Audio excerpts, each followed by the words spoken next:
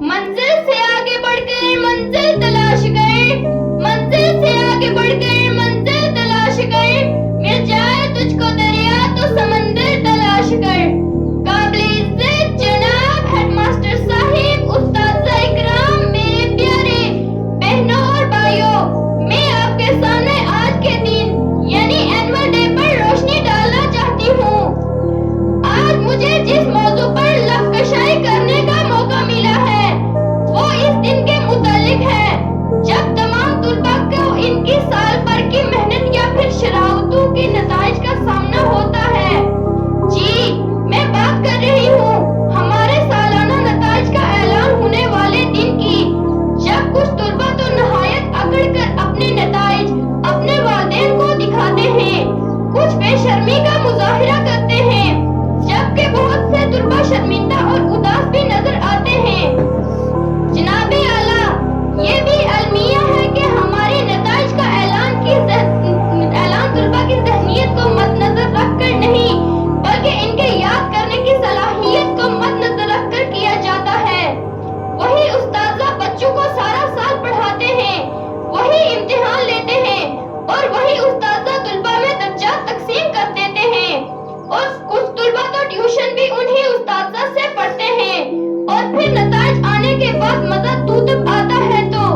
جب دھوم درجے پر آنے والا طالب علم 10واں درجہ حاصل کرنے والے سے زیادہ دکھی نظر آتا ہے۔ اس روز اول دھوم اور سوم آنے والے طلباء ہی زیادہ گھبرائے نظر آتے ہیں۔ منزل تو ملے گی بھٹک کر ہی صحیح، منزل تو ملے گی بھٹک کر ہی صحیح، گمراہ تو وہ ہے جو گھر سے نکلے ہی نہیں۔ میرے ساتھیوں، اس دن ہمارے پریشان ہونے سے کچھ نہیں ہو سکتا، بلکہ ہمیں چاہیے کہ سارا سال محنت کریں تاکہ اس روز پر سکون ہو اور اس دن ہمیں شرمندہ نہ ہونا پڑے، بلکہ ہمارے والدین کو بھی علم ہو کہ ہم نے محنت کی تھی۔ میں سبھی والدین سے بھی عرض کرنا چاہوں گی کہ آپ اپنی اولاد کو کبھی کسی سے مت ملائیں۔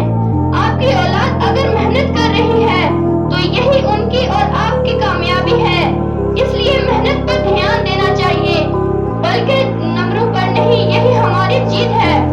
آخر میں بس یہ کہنا چاہوں گی کہ یہ امتحان بلا شبہ اہمیت کے حامل ہیں، لیکن ان نتائج کے بنا پر طلباء کی صلاحیتوں کا اندازہ لگانا پڑتا ہے،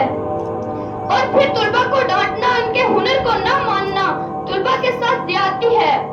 ہمیں اس بات کو سمجھنے کی ضرورت ہے کہ ہر شخص ڈاکٹر یا انجینئر نہیں بن سکتا، بلکہ اس کے علاوہ بھی بہت سے شعبے ہیں، اور پڑھائی کی اہمیت سے منع نہیں، لیکن پڑھائی انسانی زندگی کی پہلی ترجیح نہیں بلکہ دین، اندرونی سکون، رشتہ دار اور سکون ہماری ترجیحات میں شامل ہونا ضروری ہے، تبھی ہمارا معاشرہ کامیاب ہو سکے گا اور ہم لوگ پرسکون کی زندگی گزار سکیں گے۔ ہمیں چاہیے ہم دنیاوی تعلیم کی اہمیت کو جانیں۔